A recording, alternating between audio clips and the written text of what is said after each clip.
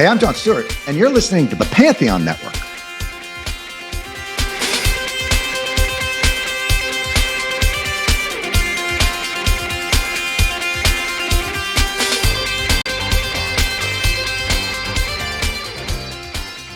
Hey, I'm Nick DiMatteo, and welcome to Season 6, Episode 25 of Music is Not a Genre. Wait for it. Imagine the hand gestures if you're just listening. MxG. Almost better than YMCA. No, not really. This week's episode, again, thank you as always for watching and listening. If you're only listening, go to youtube.com/@musicisnotgenre and watch every episode of this podcast. If you are watching, hello. Nice to see you. This is one of the shirts, as in last week's episode. I'm wearing shirts that I'm selling in the shirt store, which also sells mugs. And you can listen to this if you would just prefer to listen and not watch on any streaming service. And that's how that is. And quick announcement, as we'll be saying for a little while, probably the rest of this season. This may be the last season of this podcast, but if you can donate just $1 a month at patreon.com/musicisnotagenre, you can save this podcast. And there are people I have found recently for whom this podcast actually means something. Of course, it means something to me and my lovely people on Patreon and my friends and family, but I would really like you to be a part of that. So patreon.com/musicisnotagenre. For a limited time, you could join for $1 a month. And there's a reason why I'm spending a little extra time saying that in this episode, because this is a fan episode. It is the Freewheeling Catch-Up Machine number 7, Fan Economics. I always have a subtitle. It doesn't really matter, because the main thing with these episodes is this is stuff that you said to me, and I am repeating it to you. So you know that I listen. I actually love when you comment, whether it is on the social or on YouTube or whatever it is. I absolutely love it. And the reason why I'm doing it now, again, and not the end of the season, I'm going to be doing more catch-up episodes this season than ever before, is because there have been more comments than ever before, which is very exciting to me. And also, I've more recently done a few episodes on economics, 2 podfasts and my special announcement and the announcements I'm making at the beginning of each episode about Patreon, both within and without the music world. I'm talking about that because I think it's important, and I think it does weigh on artists, musicians, music, even music consumers more than you might realize. And since this show relies on the subtitle, which is Fan Economics, which is, again, I can't continue producing this show without your help, unfortunately. That's why I created that subtitle. But let's jump right in, because what you really want to hear and what I really want to tell you are the fan comments. So there's a podcast out there called The Metal Podcast. Yeah. And The Metal Podcast said about Music is Not a Genre. Excellent. Love your passion for music. Great channel. Thank you, Metal Podcast. I love you guys. I will watch your show someday. So that gets to this section, which is about songs that I have posted on youtube.com/@musicisnotagenre. CKA the man commented on my piano version of Prince's Mountains. Said, interesting. This song doesn't lend itself well to a full piano arrangement, despite having a piano part. Nice effort. Sounds good. I love this song, consider it one of his best musically. Certainly there are a lot to choose from, but this one resonated with me when I was a teenager more than some of the bigger hits, which is why I chose it. I wanted to choose a more obscure Prince song. Bluegrass Diggers 9030, also commenting on my version of Mountains. This was so much fun to watch. You need to take this on the road. Wherever you are, hire me. She-Wolf Cub 3, also commenting on Mountains. Parade is his best album, in my opinion. Great cover. Thank you, She-Wolf Cub 3.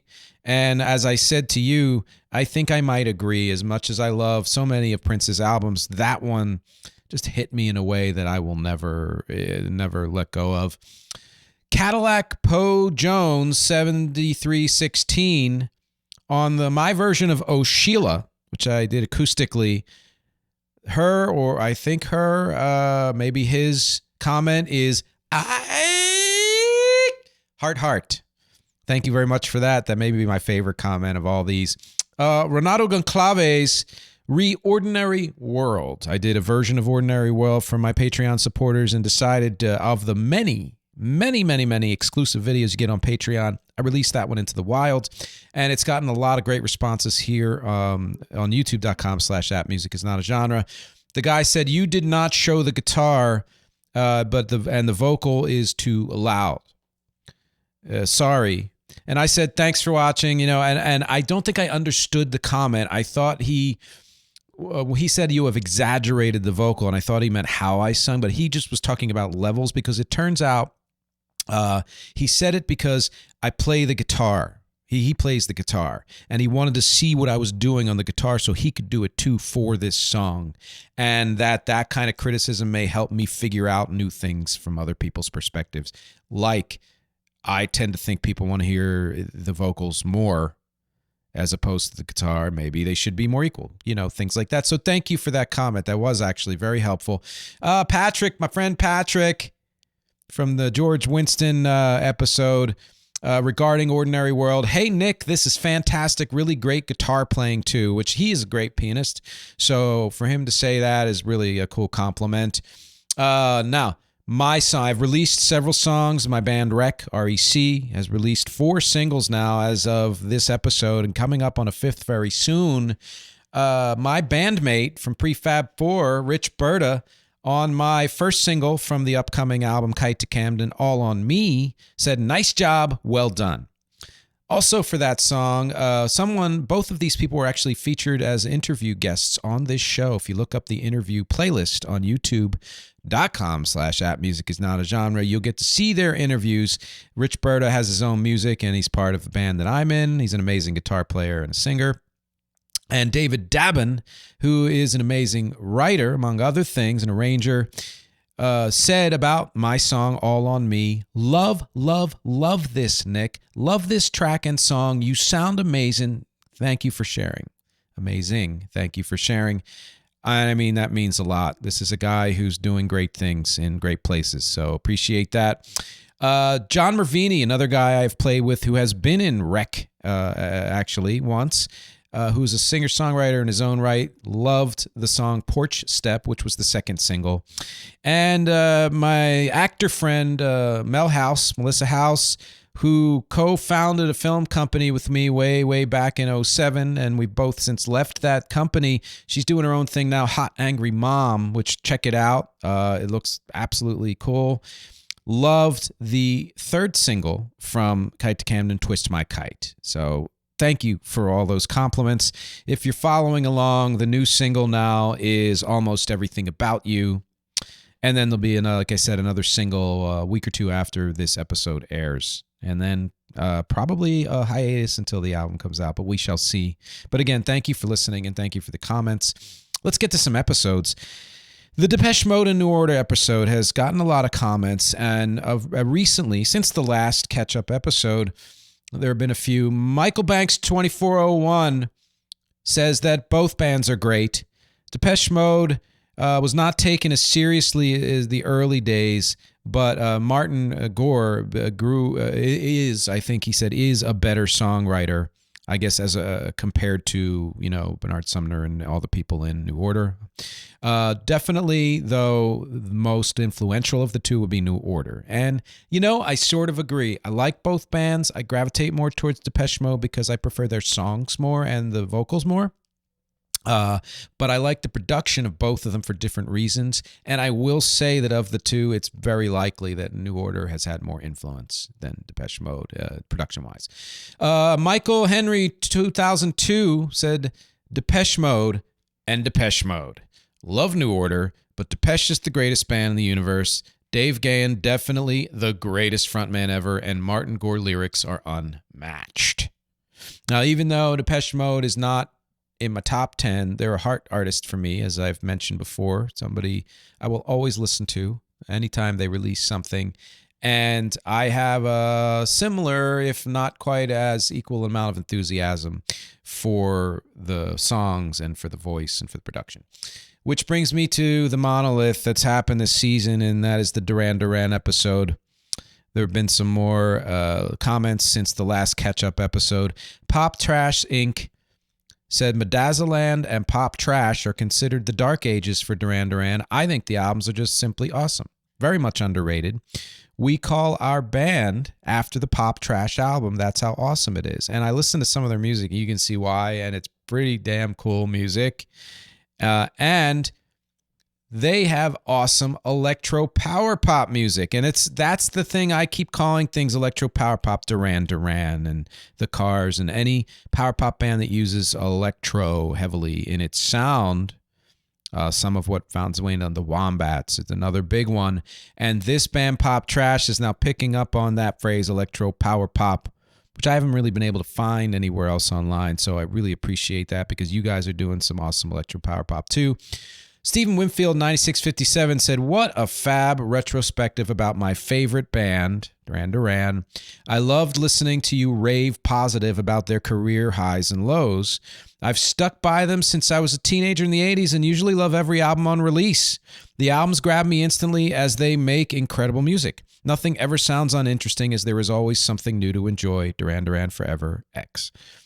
Ravens Bow, 6890. I just finished John Taylor's autobiography and their albums and the choices made finally make sense. Sounds like something I should read. I like to think I fully appreciated their talent back in the day, but at 52, I'm finding myself rediscovering them and completely awed by what they brought to music. Me too. Nintendo Psycho said Duran sucks now. Children's music now. They stopped making good music probably with the Wedding album. They became too bubblegummy after that. Now, here's something interesting. I find this really interesting. First of all, it's very common that a fan, or what I like to say is a so-called fan, will ditch a band after X album, which to me that means you can love a period of an artist's music but not necessarily be a fan of that artist. Nintendo Psycho is not a fan of Duran Duran. They're a fan of the music they made for 10 years or 13 years or whatever it is. Fine. That's fine. Now, you can agree or disagree as to what came after. What happened was they dropped off in popularity in the U.S. for quite a few years, which is one of the reasons why people's opinions are influenced because of the industry here being so disposable. But to say that they became too bubblegummy after that, to me, means something that I think happens with a lot of people. It's happened to me, which is that you lose touch with an artist and you might hear a song or two of theirs after a period that you dropped off. And you judge the entire following period by those couple of songs. Anyone who has listened to any Duran Duran after the Wedding album knows that bubblegummy would be the last thing to call the stuff they did. I mean, there were, of course, a few things that were intentionally so, but there were so many other things they did that, honestly, stuff they did in the 80s in some ways could be considered more bubblegummy. So, interesting comment. I'd love to hear a follow-up from you, Mr. Psycho or Ms. Psycho. Margaret Shem Bridali, 5218, said Duran Duran are the soundtrack of my life. The joy and happiness their upbeat music has brought to me and a bunch of my friends is thrilling. Get up and dance, even now in our middle age. I am so grateful. They don't know how much goodness they have contributed to this world. I agree with you. It was Seven and the Ragged Tiger that got me hooked forever. Yeah, because that was just the age I was when that one came out. Joel Lerner, 1428, said, I've been with them since the beginning, straight until today. Excellent in-depth review. Awesome job. Thank you, Joel. And that's a true fan. You're more of a true fan of Duran Duran than I am, and I really appreciate that. Welshie 1979, good episode. Hugely underrated for much of their career. Best band of all time. Gil Woodall, 8036. Duran Duran deserve a lot more credibility than they get. Been a Duranie since 1981. They are my life after my family. Heart XX. I love that. I will say that the way you said that, though, makes me wonder if that's going to change someday. And I think you might want to examine that. Okay, 00 Aquashibby 3000, also known as Sean Hoke. I was born in 85, so they've literally been with me my entire life, and I've been a fan the whole time, always picking up albums and keeping up with them. Saw them live with Czar TSAR. That was a hell of a show. Medazzaland is my favorite DD album, which is something I've heard from a lot of people when I was discovering their later albums and realized how much I liked that album. Then you find a lot of what they call Duranis also loving that album more than the critics, more than people who aren't fans of them. So it's kind of cool to find other people like that. Michael, You've Got a Lot to Answer For is a song about Michael Hutchence, who had become a very dear friend of Simon's, Simon Le Bon. Hutchence passed during the touring for the album, and the song was cut from the set list because it became too painful for Simon to sing. Sad face. I'd like to see you tackle the King's X catalog if you haven't before. So a couple things here.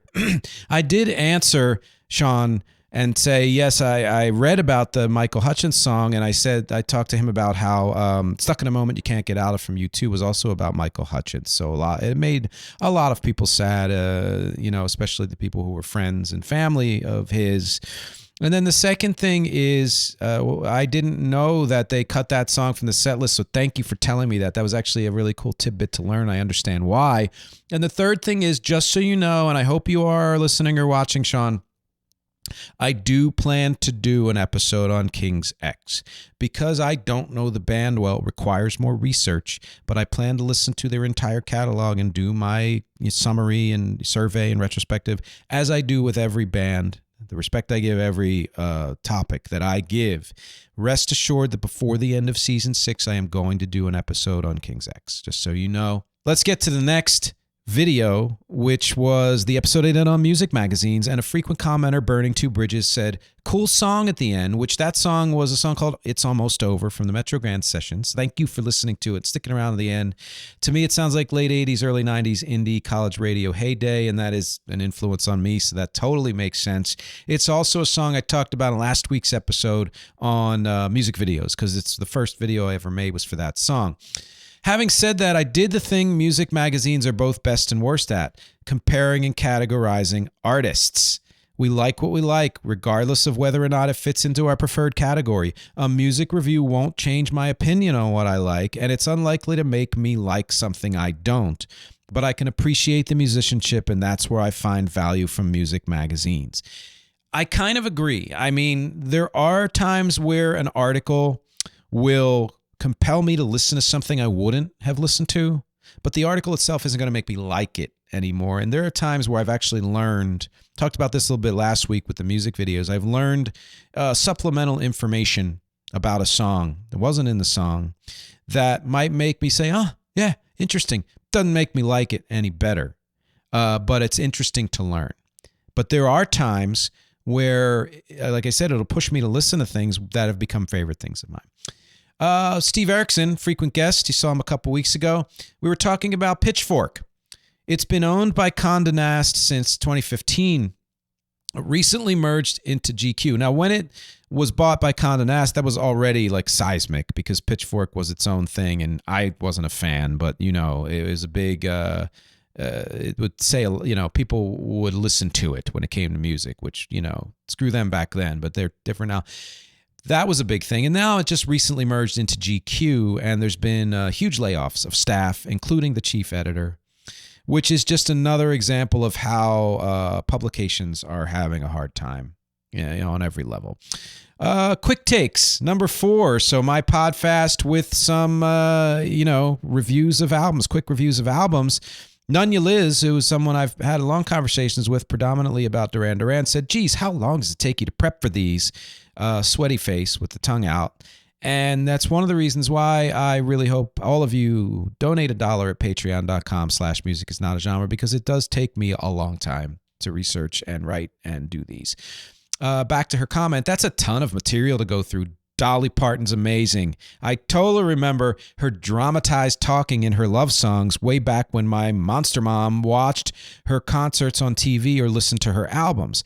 I know she did Stairway to Heaven, but did you see Andy Taylor and Robert Plant performing it together a couple of months ago, which would have been, I think, in late 2023 or early 2024. Totally awesome. Totally awesome. And that's cool. I watched it after that, Nunya Liz, and I got to say it was absolutely really cool. I think I might have mentioned that in the comment, but thanks for watching that. Quick takes. I love doing album reviews one way or another. frequent commenter on the next episode, which was There's No Such Thing as a Heyday. Again, Burning Two Bridges, who seems to thankfully watch every episode. Hey, Burning Two Bridges, send me a message, because at some point when I can get some supporters on patreon.com/music is not a genre, I'm going to use some of that money and get you whatever t-shirt you want, because you're commenting all the time and I love it. Burning Two Bridges, I like your 5 criteria for No Such Thing as a Heyday, and it's fun to take an artist and look at their heyday in each category and to what extent they overlap, and then throw in personal taste, which may not overlap any heyday at all. Personally, I love X's See How We Are album as much as their other albums. Perfect example. Not a heyday in any category, except my opinion. My other thought is how to factor in label, influence, interference, indifference. Consider Mary's Danish, George Michael, Prince, etc. Wow. I don't know Mary's Danish, but I got to say with George Michael and Prince, we if you don't know those stories of how much the label influenced and interfered in their careers, you need to go find that. Which is why the FU stage can be so creatively interesting. And I think it's cool, first of all, that you agree that there is such a thing as an FU stage, because I've seen it in so many artists and I wondered if anybody else saw it. And that you say it's so creatively interesting, because to me, it almost gets back to the point of the beginning of their career, but even more so, because at the beginning, the pressure is, I want to do what it takes to succeed, and you may do things that are pushing you in ways you choose to, but don't necessarily fit your core. When you get to the FU stage, that's all you. So pretty cool. James Castelli on Facebook commented on this. Interesting idea. I guess it depends on your definition of heyday. Granted that not every artist experiences a constant level of fame, success, critical acclaim, etc., it seems that if such a thing as a heyday, if it exists, will be found among those highest peaks or peaks of significant duration. Well, I think since Joni Mitchell mentions it in one of her songs, Old Furry Sings the Blues, then it has to be a thing. The quote here is, W.C. Handy, I'm rich and I'm fey and I'm not familiar with what you played, but I get such strong impressions of your heyday. So pretty cool quote. Jim's my cousin. Jim is an awesome musician and music creator himself. And it's a cool conversation to have about whether or not there is an actual heyday. Check out that episode. Episode, my Podfast on t-shirts, which, by the way, I'm wearing one of the t-shirts I sell. Give me $50,000. If you have $50,000 to spare, don't sit on it. Give it to an artist like me, or just me. Cheryl Lundgren, 9685, said, I like all the shirts, but I like the hoodie the best. And I do have 5 different styles of shirts there. 2 short sleeve, a long sleeve tee, a hoodie, and then a sweatshirt. And I actually have a hoodie that's a bluish hoodie with a certain kind of Wreck, my band Wreck graphic. So anyway. Okay. Death is Drum. My Death is Dumb series, Death is Drum, about dead drummers.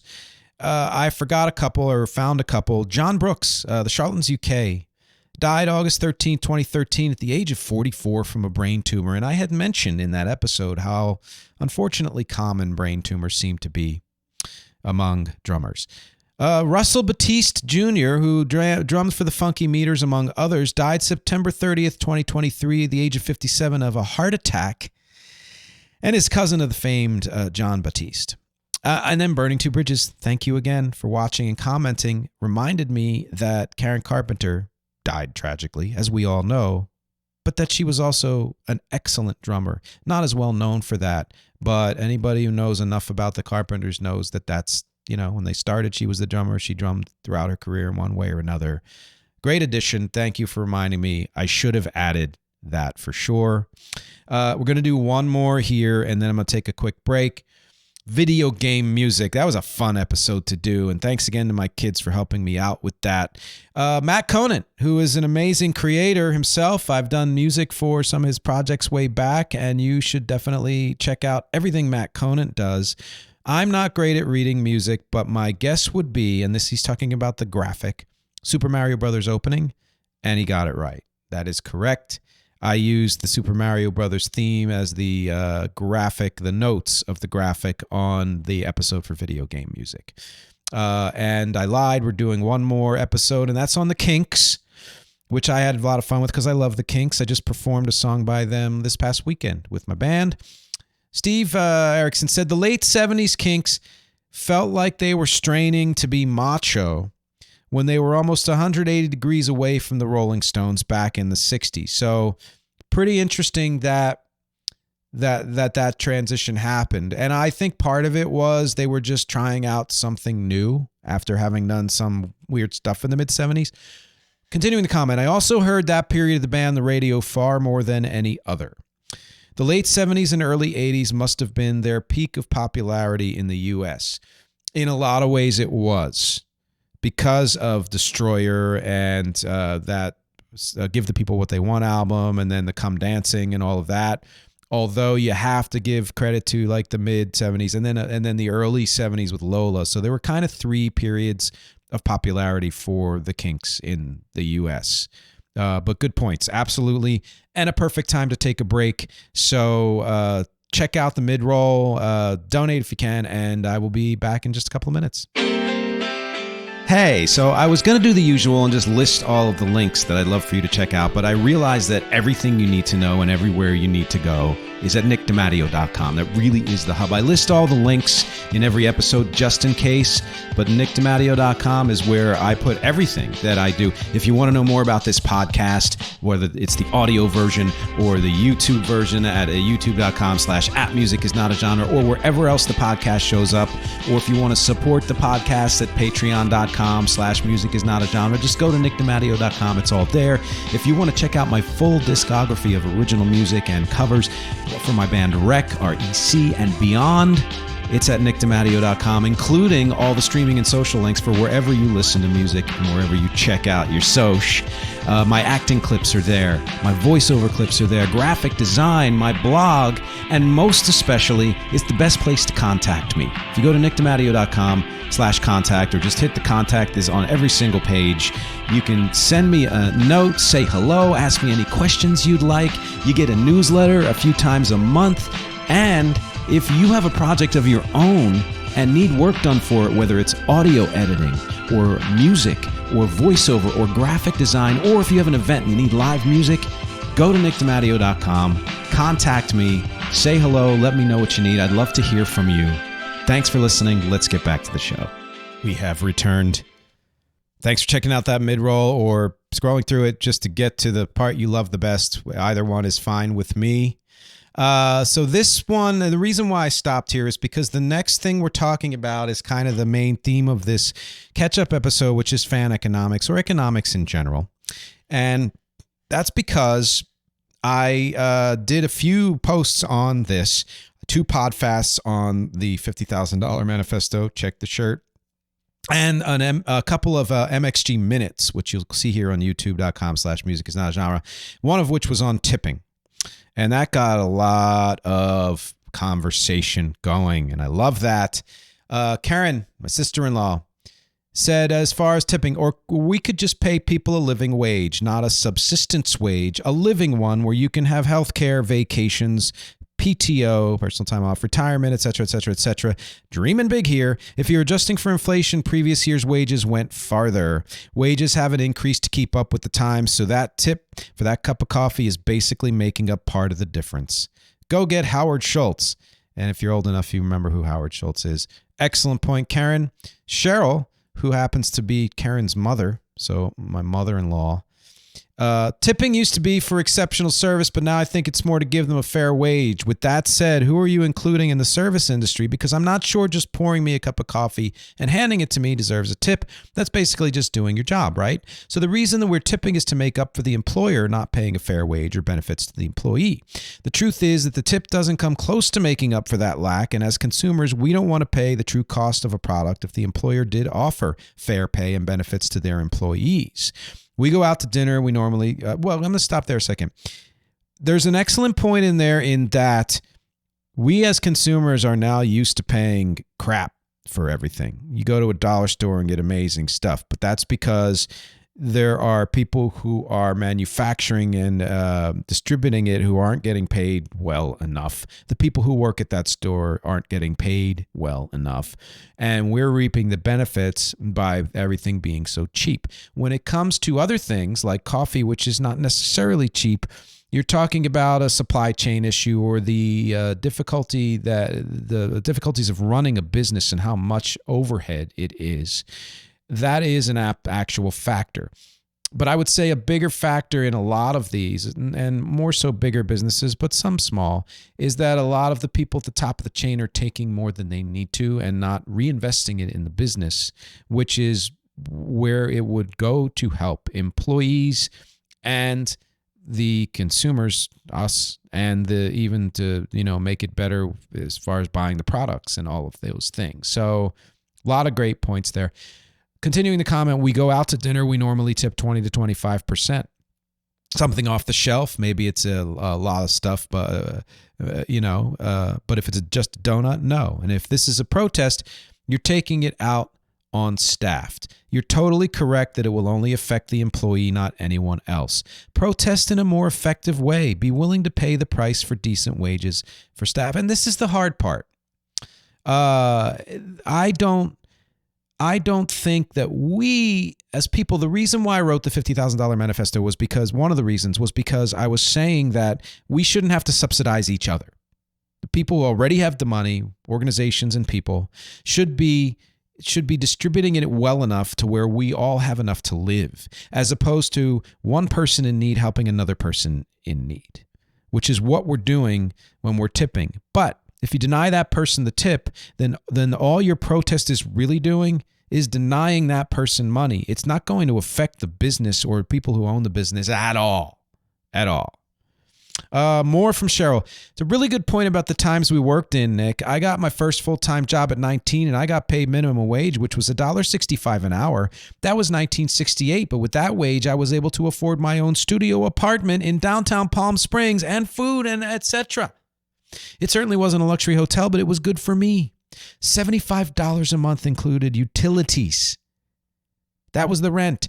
Lee and I bought our first home in 1976. We paid $20,000 no down. The owner took back a small note for the difference between their loan, which we assumed, and the $20,000. We closed escrow in 3 weeks. It was a 3-bedroom, 2-bath home on the cul-de-sac where Lee's parents lived. Times have changed so much. You can barely afford to buy food now, much less own a home or a car or retire.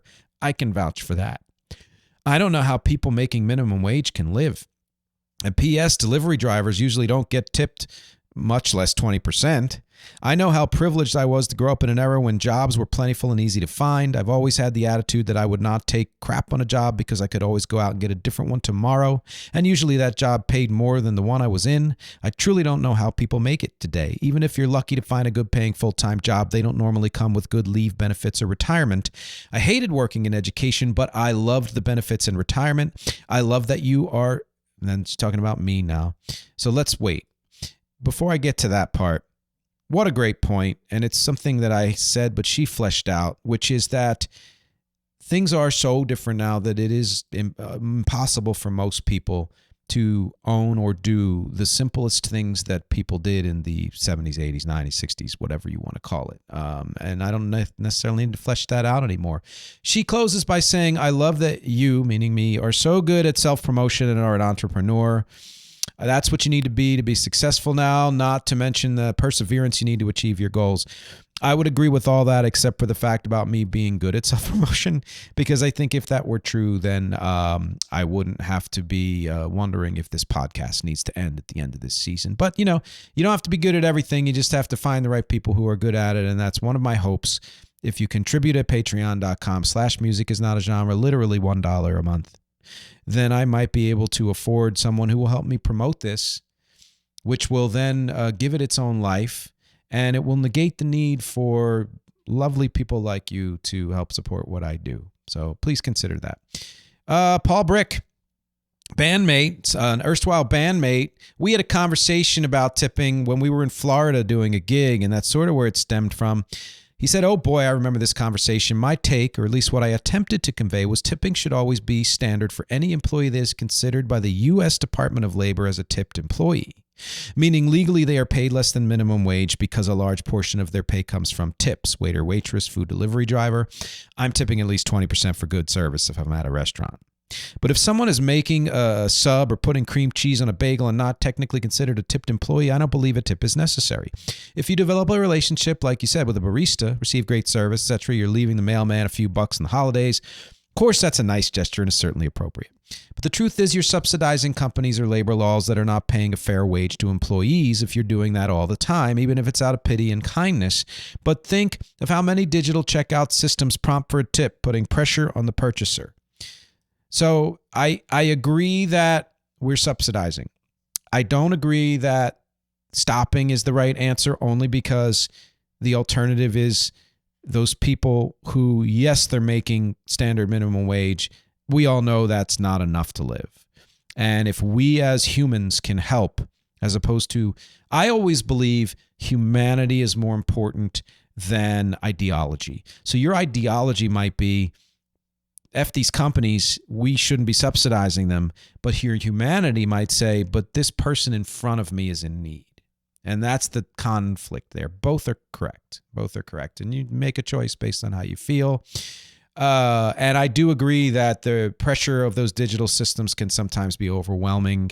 And you've seen a backlash. And I think you just need to make individual judgments. And hopefully you make the one that makes the most sense in the situation and is the most charitable you can be. Calling lower wage workers powerless is a disservice to them and their autonomy as employees. Labor laws only change when employees and our consumers take a stand, walk out, etc. True.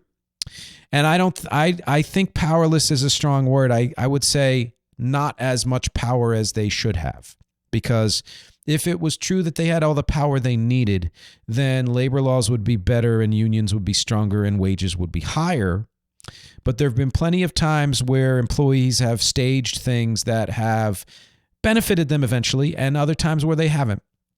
And they've just done an end run and hired other people, or didn't make the change they wanted. And that's because the system does not allow for them to have the power that they really need to make those changes.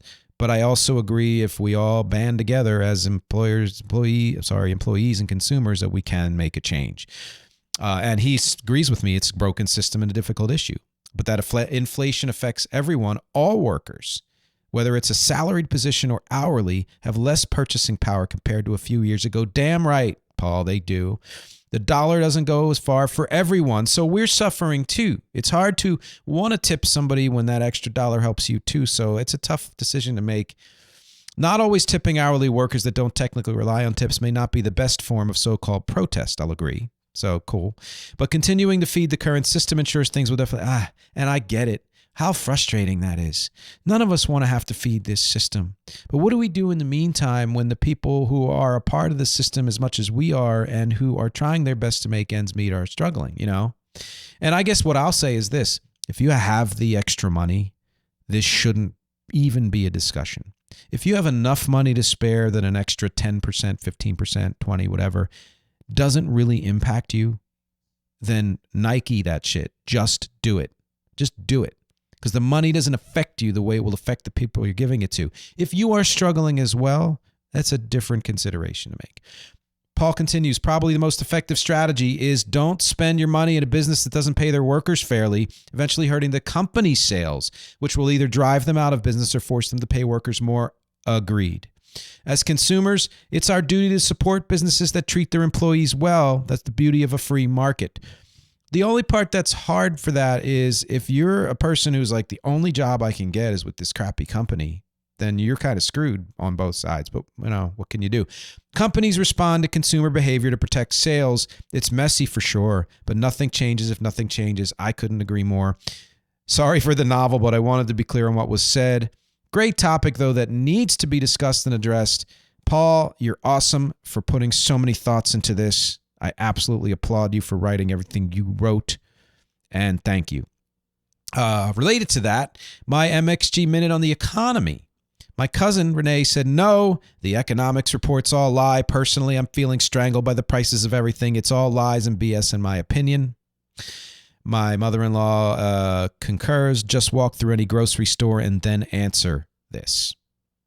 And the question was, is the economy healthy? And they both say no. And I have to agree. So my $50,000 episode, the first one, Drake Monroe on YouTube said, I sent you $50,000, but it's all in Prussian francs. Drake, Thank you, first of all. Secondly, I haven't received it yet. I imagine that it's in the mail somewhere, or if it's a direct deposit, it's taking long because, internet's slow for the past several weeks.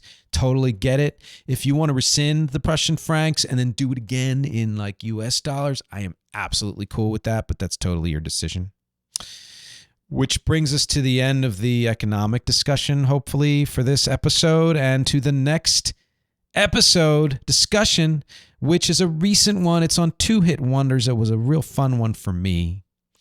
I saw on a forum that was about one hit wonders a meme on Bonnie Tyler, who did Total Eclipse of the Heart. And I was like, okay, I have enough of a memory to know she's not a one-hit wonder, because she said she did I Need a Hero, which was a top 40 song. There was also another top 40 song earlier on in her career, and she had more in the top 100. This is why I did that episode. Bonnie Tyler was not a one-hit wonder. You need to know this stuff.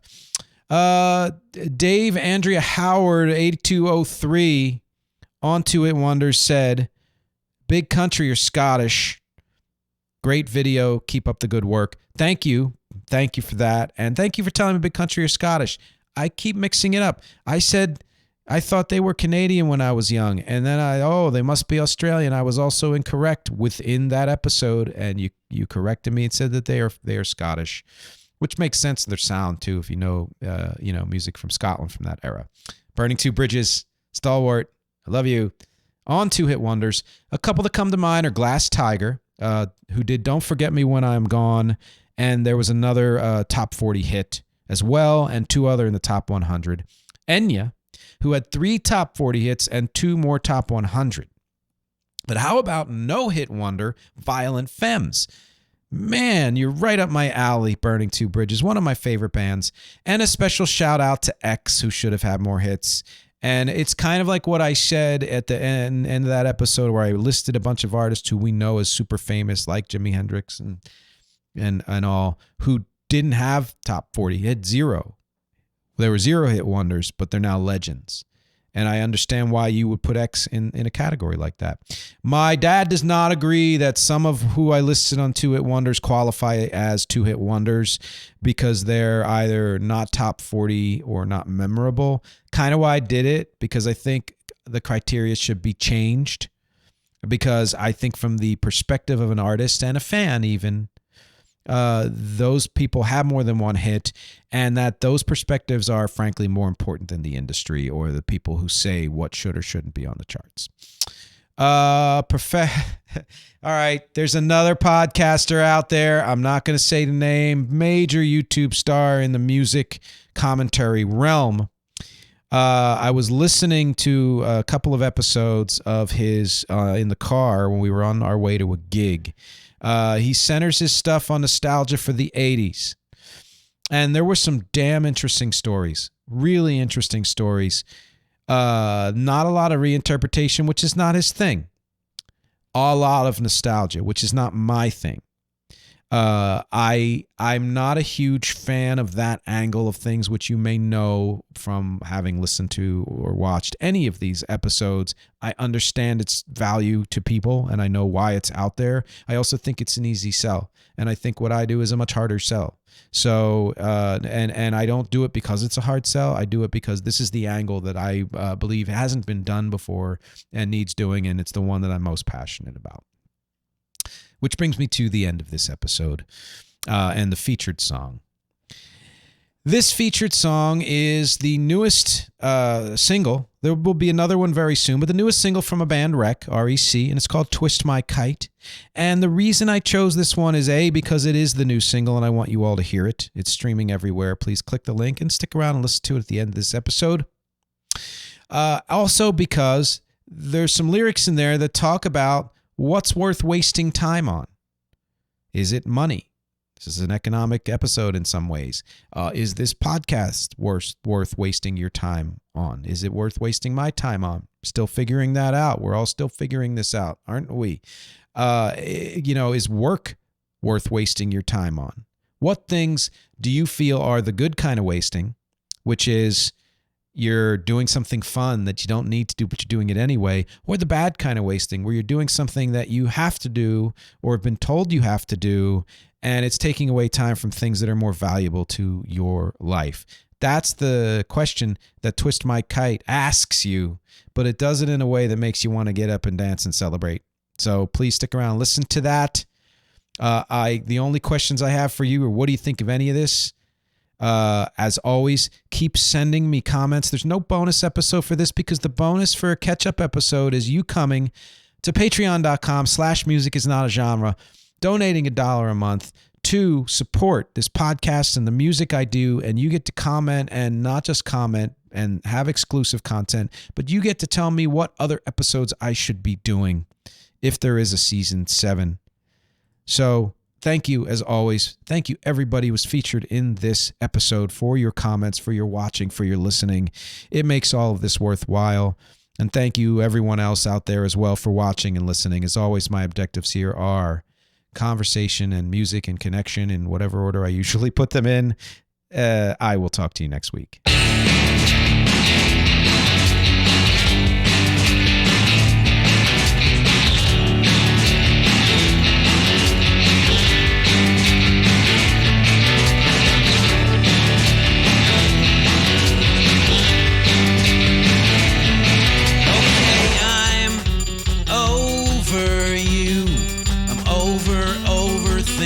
I'm done wasting my time. Hey!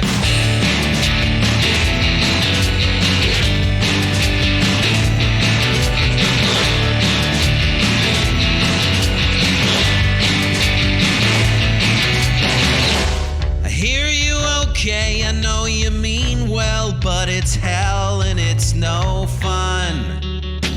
You're twisting my kite. You